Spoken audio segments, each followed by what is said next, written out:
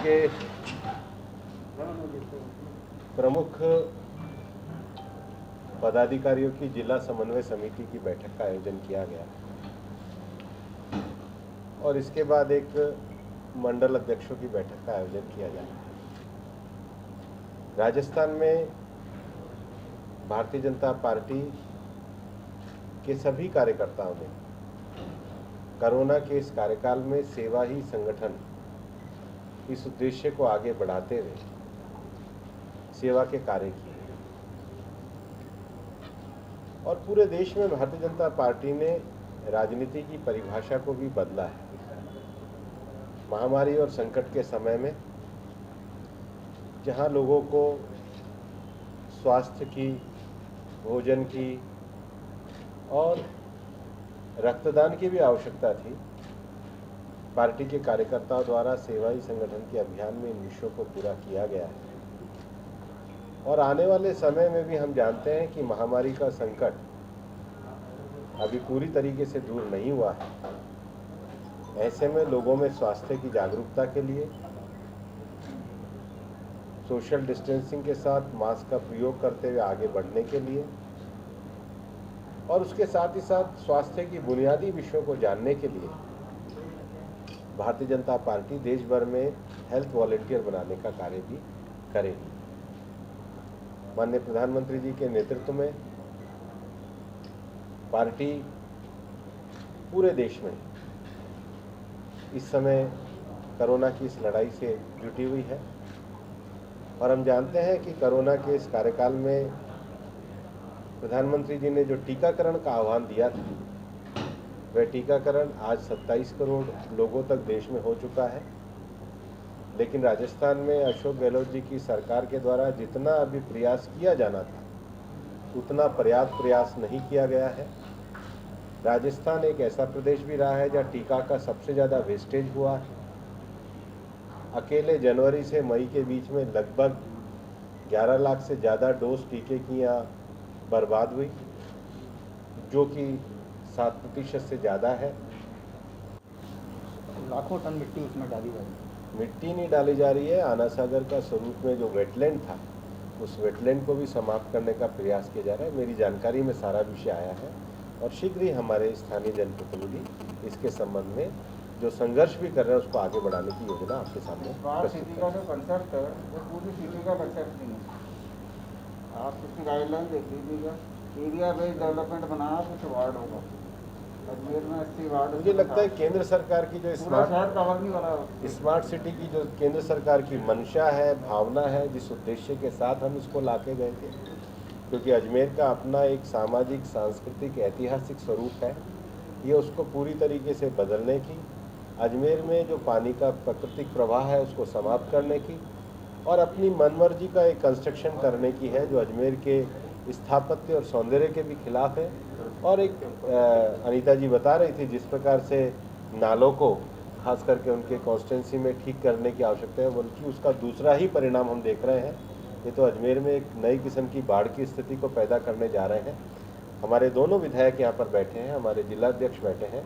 हम शीघ्र ही इसके संबंध में पार्टी की तरफ से कार्य योजना इसके खिलाफ और इसका सही प्रारूप जमीन तक पहुँचे, इसके लिए हम लड़ाई को लड़ेंगे। तो ये और हमारा मानना है कि बहुत संवेदनहीनता के साथ उन्होंने इस स्थिति को बिगाड़ने का ही काम किया। लेकिन केंद्र सरकार के द्वारा जिस समय ऑक्सीजन का संकट था, राजस्थान में केवल 115 मैट्रिक टन की उपलब्धता थी, उसको बढ़ाकर एक समय तो 650 मैट्रिक टन तक किया गया।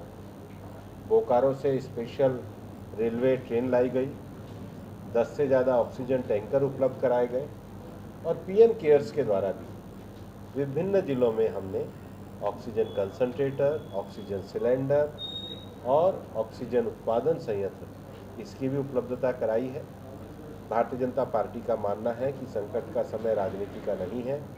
भारतीय जनता पार्टी इस संकट से लड़ने के लिए पूरी तरीके से मदद देने के लिए, लोगों के साथ खड़े होने के लिए पूरी तरीके से तैयार है।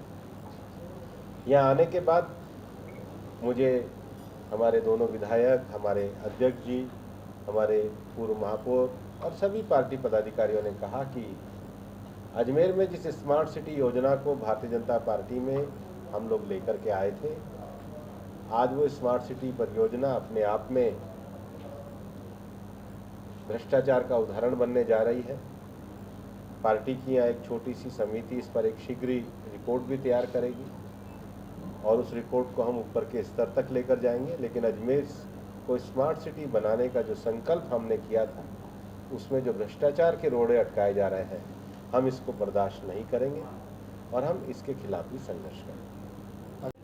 संसद में क्या आप, क्योंकि कल एक परसों अजमेर में भी एक घटना हुई है 11 वर्षीय बच्ची के साथ में, तो उसके लिए भी कुछ ये बड़ा दुर्भाग्यपूर्ण है। मैंने पहले ही कहा, कानून व्यवस्था की स्थिति में राजस्थान बहुत बदहाली की स्थिति में है, क्योंकि सारी पुलिस और सीआईडी तो मेरे को लगता है पायलट साहब के पीछे लगा रखी है, अपराधी बेखौफ लोग हैं।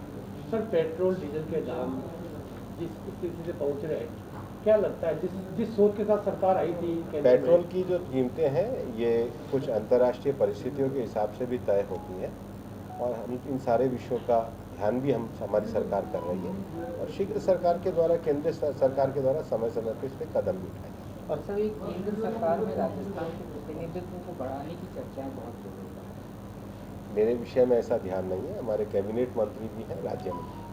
अभी वर्तमान में कांग्रेस में सचिन पायलट वर्सेस अशोक गहलोत की स्थिति है, क्या कहेंगे सर? कांग्रेस में सभी जगह सबकी स्थिति ऐसी चल रही है। कौन किस स्थिति में पता नहीं है। जो पार्टी अपना परमानेंट अध्यक्ष नहीं चुन पा रही, वो पार्टी तो खुद बेहाल है। गुजरात की जिम्मेदारी आगामी दिनों में चुनाव होने वाले हैं, किस तरह की भूमिका रहेगी? अगले वर्ष गुजरात में चुनाव होने वाले हैं। भारतीय जनता पार्टी 6 बार गुजरात में जीती है। गुजरात को जिस प्रकार से विकास के मानकों पे भारतीय जनता पार्टी ने बढ़ाया है, निश्चित रूप से जनता पुनः भारतीय जनता पार्टी को सेवा का अवसर देगी। और मेरे को यहाँ आपको कहते हुए बड़ा संतोष का विषय भी है कि अभी कुछ ही दिन पहले गुजरात में स्थानीय स्वराज के चुनाव हुए और पहली बार एक ऐसा राज्य बना है जहाँ 6 बार मैंडेट प्राप्त करने के बाद भारतीय जनता पार्टी सभी जिला परिषद 100% जिला परिषद, 100% नगर निगम, 85% से ज़्यादा पंचायत समिति में भारतीय जनता पार्टी को अभूतपूर्व समर्थन मिला है। मैं चुनाव से पहले भी तापी, नर्मदा, जिन जिलों में निज्जर जैसी सीट पे जो कभी कांग्रेस के अलावा किसी को वोट नहीं देते थे, वहाँ के लोगों के जीवन में बड़ा परिवर्तन आया। आज आप देखिए, एक ट्राइबल क्षेत्र में भिंडी का उत्पादन होकर के आज वो उत्कृष्ट स्तर पे वहाँ के किसान किस प्रकार से अपनी तरक्की कर रहे हैं। ये विकास का एक वो मॉडल है जो सर्वसमावेशी विकास की अवधारणा को बढ़ाता है, सबको स्वस्थ रखते हुए विकास की अवधारणा को बढ़ाता है, स्वास्थ्य, शिक्षा जैसे पैमानों पे आगे बढ़ने की बात को बढ़ता है। तो गुजरात में निश्चित रूप से भारतीय जनता पार्टी विजय होगी। पिछली बार गहलोत साहब गए थे प्रभारी बन के, तो वापस आ गए थे। मुझे लगता है इस बार कांग्रेस शायद भेजेगी या नहीं भेजेगी, वो तय करेंगे। आम आदमी पार्टी भी अलग प्रदेश, लेकिन लगता तो ऐसा नहीं है। देखिए, संगठन के अलग भी काम कर रहे हैं। हम लोग एक टीम वर्क के रूप में काम कर रहे हैं और पूरी टीम इस चुनाव को लड़ेगी। राजस्थान को अशोक गहलोत जी की ये जो भ्रष्ट सरकार, इससे मुक्त करने के लिए भारतीय जनता पार्टी कमल के निशान के साथ चुनाव में जाएगी। चेहरे पर चुनाव लड़ेगी या बाद में ये पार्टी का संसदीय बोर्ड तय करेगा। सर, भ्रष्टाचार की बात हो तो राजस्थान के अंदर भाजपा का नाम भी अभी अव्वल पे चल रहा है, चाहे वो ब्यावर नगर परिषद की बात हो या मांडलगढ़ के जो सभापति हैं उनकी बात हो, ये भी अभी एसीबी के अंदर ट्रैप हुए हैं। इसके बारे में क्या बोलते हैं? देखिए, जो अगर कानूनी विषय है, अगर कोई कानूनी कार्रवाई है तो कानून के विषय पे हम कुछ कहना नहीं चाहते, लेकिन मेरा ये मानना है कि अशोक गहलोत जी की एक आदत है कि वो लोगों को, खास करके अपने विपक्ष को, विभिन्न तरह की सीडी से लेकर के केसों में उलझाने का उनका एक महारत हासिल है। हम हर कानूनी लड़ाई को लड़ेंगे, न्यायपालिका में हमारा पूरा भरोसा है। लेकिन मेरे को लगता है कि अशोक गहलोत जी को एसीबी की कार्रवाई या स्मार्ट सिटी में जो भ्रष्टाचार का काम हो रहा है, इस पर भी करनी चाहिए। इस पर उनकी सरकार